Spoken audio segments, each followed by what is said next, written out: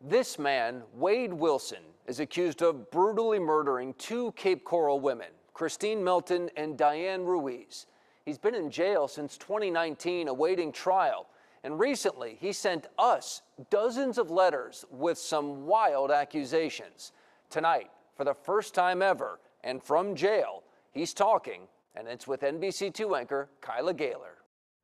These are all the letters Wade Wilson has written to NBC2 over the last 6 months. He really wanted to talk with us. I know what you're thinking. Why would we listen to a man accused of some pretty heinous crimes? A man with a long rap sheet at that. Well, we found out he may be involved in even more than we once realized. Wade Wilson had a lot to say in his first and only on-camera interview since he was indicted on murder charges more than 3 years ago. And I had a lot of questions. Did you kill Christine Melton and Diane Ruiz? No, absolutely not. Absolutely not. No surprise there, considering he pleaded not guilty. He seemed confident, even smug at times while sporting his orange jumpsuit and new face tattoos. I'm not a monster. Yeah, I'm not a saint either by any means. I've made bad decisions in the past, of course. While Wilson is accused of taking 2 lives, he claims to have tipped off investigators about a plot to kill another woman while behind bars. According to an arrest report late last year, Tristan Gendron asked Wilson to help kill the mother of his child, so his domestic abuse charges would be dropped. Wilson couldn't do it himself. He was in jail. But Gendron asked if his crew on the outside could. He just thought that I was the person to ask for that.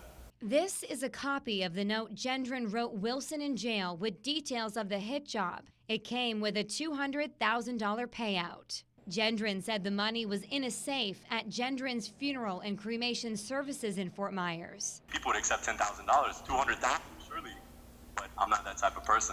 Instead, he reported it to the state attorney's office and became a sworn witness. I don't know her personally whatsoever from a can of paint, but it doesn't matter. She's a person.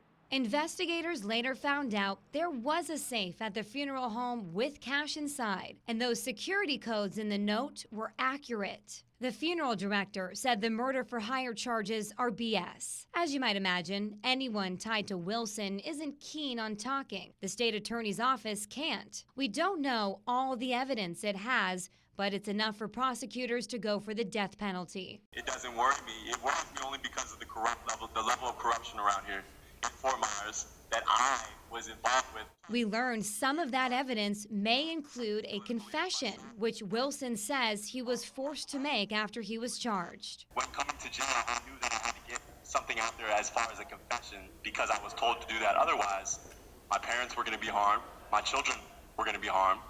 Wilson's own father spoke on the record. He told investigators Wilson called him after spending the night with Christine Melton, asking for help. She was a server at a Cape Coral bar. Wilson's father said his son admitted to strangling Melton while she was sleeping and then rolled her up in a carpet. Wilson admits he met Melton at a bar the night before she was found dead and slept at her house, but claims she was alive when he left in her car. He told his dad he then picked up a lady, asked for directions, then choked her and ran her over so many times he made her look like spaghetti. I was forced.